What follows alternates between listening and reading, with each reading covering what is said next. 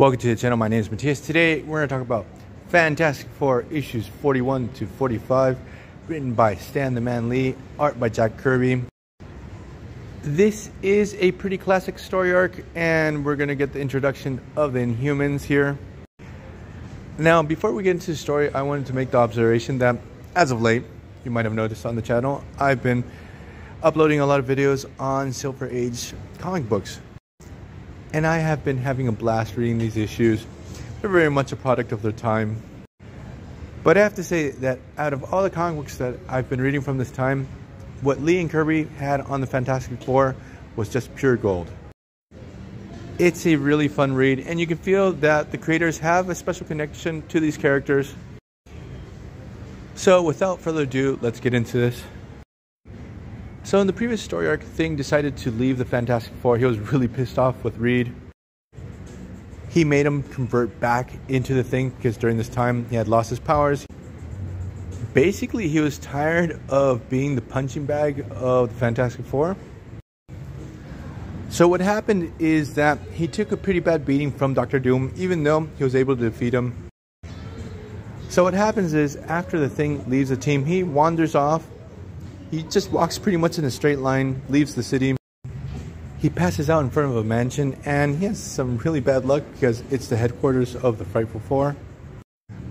So what happens is the wingless wizard uses one of those flying doohickey things, picks up the Thing, brings him in, plasters him to a table, and the wizard out of nowhere has this brainwashing device that he wants to try on the Thing.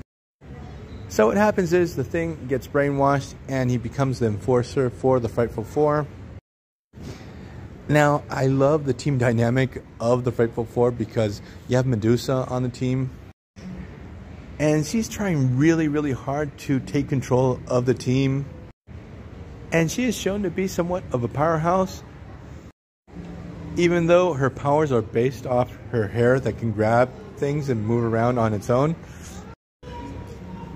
She's always imposing herself on her teammates to show authority. And as the story progresses, the wizard uses the Thing as his own bodyguard. He's sort of afraid of Medusa. So what happens is that the wizard uses the Thing to clobber the rest of the Frightful Four, to put them all in their place. And the Thing is oh so happy to follow orders. So what happens is that the rest of the Fantastic Four are able to track down where the Thing went, and they get captured incredibly easily by the Frightful Four, and they are totally shocked that the Thing is working with them now. Now the interesting thing is that Ben Grimm, he sort of goes like above and beyond to clobber Mr. Fantastic. I guess he has tons of repressed anger against his friend. Because what we saw in the previous story arc is that Reed was a total dick to his friend with total disregard to how he felt over the fact that he was human again. And basically he forced him to become the Thing to take down Dr. Doom, because Ben was totally like, you can think your way out of this. Don't make me convert back to the Thing. And to add on top of this, now the wizard has brainwashed the Human Torch. But Reed Richards and Sue were able to escape, and they took the Thing with them.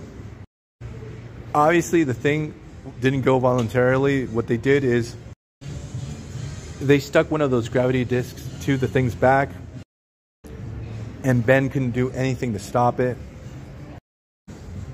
So what happens is Reed Richards is able to deprogram the Thing, and he even puts his own life at risk.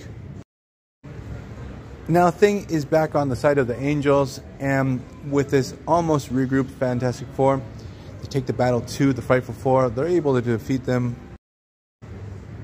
They save Johnny Storm, but here's where things get interesting.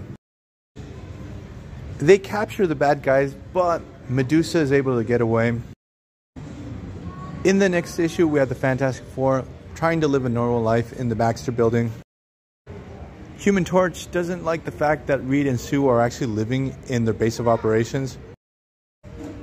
He sort of storms off, gets into his car. He wants to drive to the countryside.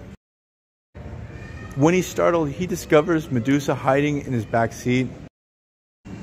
She tells him at gunpoint, take me as far away as possible. She's trying to escape from something, and we discover pretty quick who it is.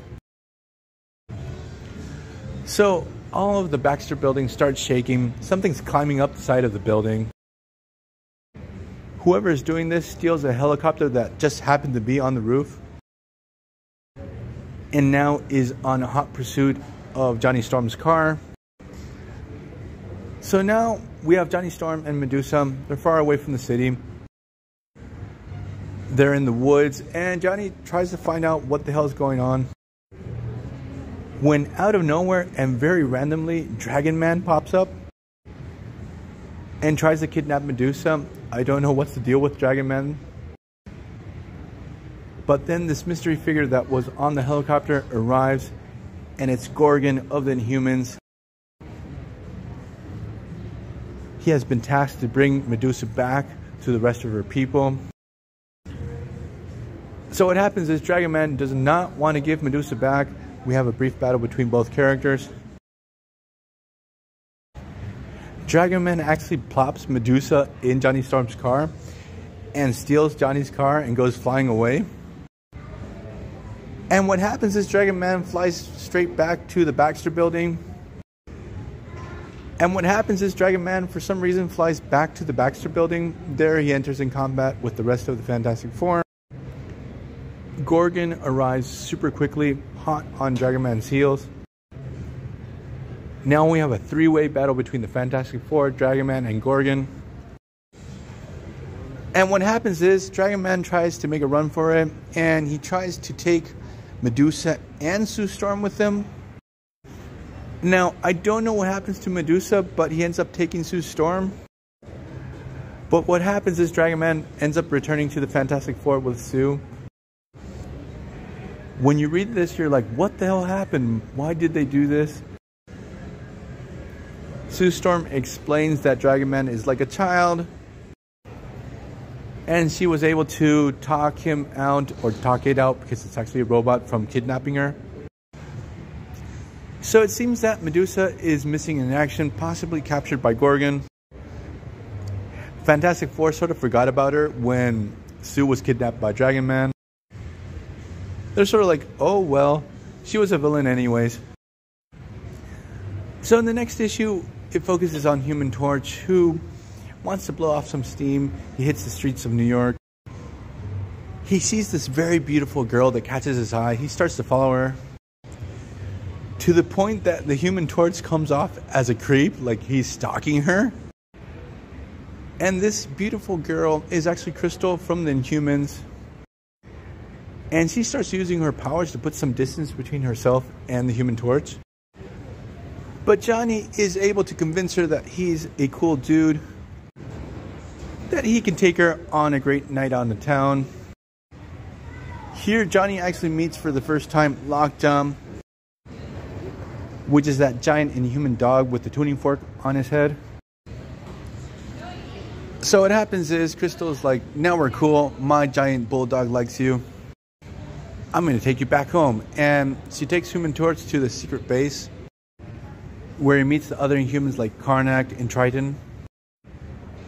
The thing is that Gorgon and Medusa are there, and when Gorgon sees the Human Torch, he totally freaks out. He immediately recognizes him and starts to attack him. Human Torch obviously is tremendously surprised. He's like, oh my god, this was a trap. He makes a run for it. He seeks out the rest of the Fantastic Four and return to this place, but when they do, they meet the leader of this group of superpowered beings, Black Bolt. That's how the issue ends. So we're going to leave this video here. I hope you guys liked it. See you guys next time. Bye.